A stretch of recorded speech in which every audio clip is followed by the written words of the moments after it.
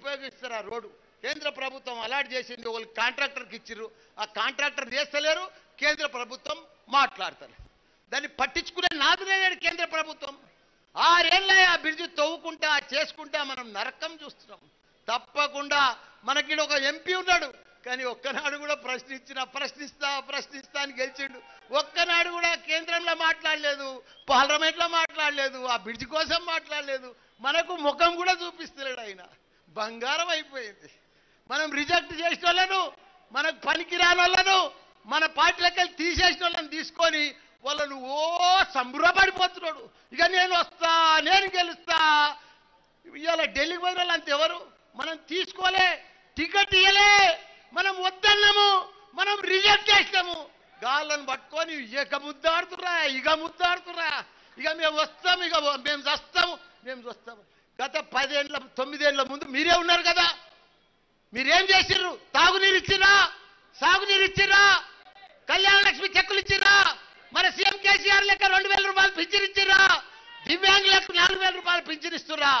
ఏమి ఇయ్యలే, మాటలు చెప్పిర్రు, ప్రజలంతా మోసం చేసిండ్రు, బాగా స్కాములు చేసిండ్రు.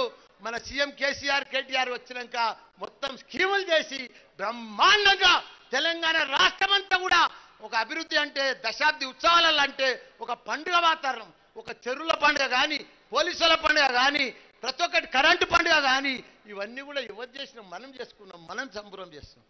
9 ఏళ్ల ముందు ఓ ఫ్యాక్టరీ నడిచిందా, ఓ కార్ఖానా నడిచిందా, దేనికన్నా కరెంటు ఉండేనా? వారానికి 2 దినాల కరెంటు ఉండకపోవు. ఇప్పుడు కరెంటు అసలే పోదు, పోతే కూడా వార్త. అంత మంచి కరెంటు, నాణ్యమైన కరెంటు 24 గంటలు ఇస్తుందంటే అది ఎంత కష్టమవుతుంది, దాని వెనుక ఎంత హార్డ్ వర్క్ ఉంటుంది, ఎంత ప్లానింగ్ ఉంటుంది, అదంతా కూడా మన కేటీఆర్ గారు చేస్తలేరా? ఇవన్నీ ఇంత జల్దీ పబ్లిక్ మర్చిపోతారా? మాయమాటలు చెప్తున్నారు. మన కేసీఆర్ నంట జైల్లో పంపిస్తారట, డబుల్ బెడ్రూమ్ ఆ జైల్లో కట్టిస్తారట. ఆయన ఒక పెద్ద ఆయన, మన ఎంపీ. ఒక్కనాడు సూరత్ లేదు, ఒక్కనాడు మనం ఓటేస్తే గెలిస్తే ఇక్కడ చూపించిన మొక్కం లేదు. మన కేసీఆర్ని ఎందుకు పంపిస్తాడా? ఎందుకు? తాగునీరు ఇచ్చినందుక, కళ్యాణ లక్ష్మి ఇచ్చినందుక, ఈ తెలంగాణ అంతా అభివృద్ధి చేసినందుకు ఆయన జైలుకు పంపించేది. ఖబర్దార్! మా సీఎం కేసీఆర్ కానీ కేటీఆర్ కానీ ఒక మాట మాట్లాడితే మేము మర్యాదతో చెప్తున్నాం, ఖబర్దార్! మేము చెప్పేది కాంగ్రెస్ వాళ్ళకి కానీ బీజేపీ వాళ్ళకి కానీ.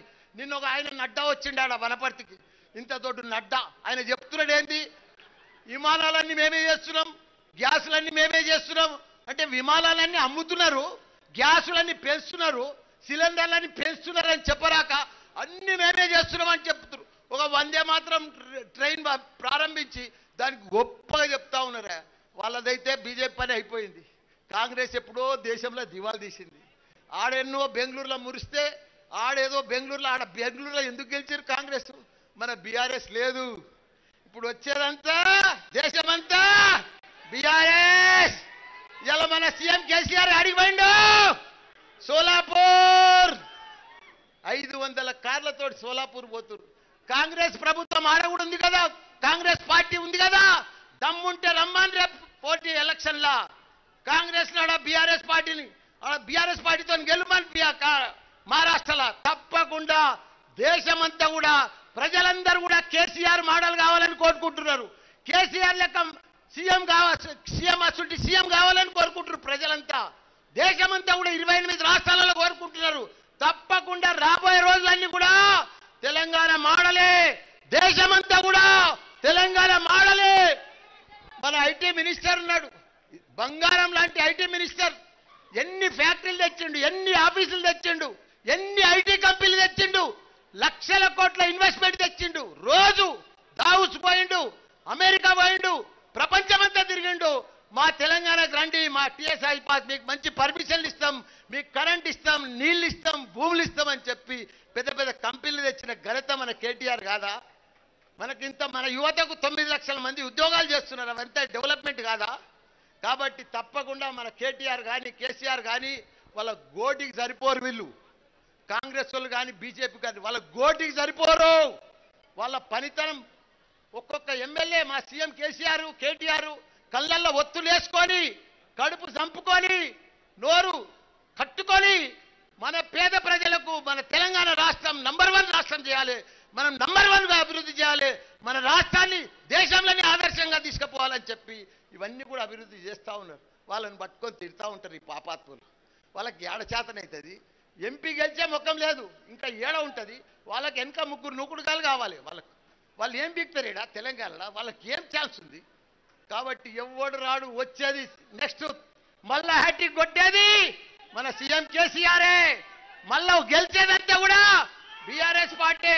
కాబట్టి మనం అందరం కూడా గట్టిగా పట్టుదలతో ఉండాలి. అక్కలు చెల్లెళ్ళు మీరందరూ కూడా ఒక బతుకమ్మ పండుగ కానీ, ఒక రంజాన్ పండుగ కానీ, ఓ ముస్లింల పండుగ కానీ మన సీఎం కేసీఆర్ మనందరికీ కూడా కొత్త బట్టలు పెట్టి కడుపు నిండా భోజనం పెట్టిన ఘనత కూడా మన సీఎం కేసీఆర్. గొప్ప నాయకుడు.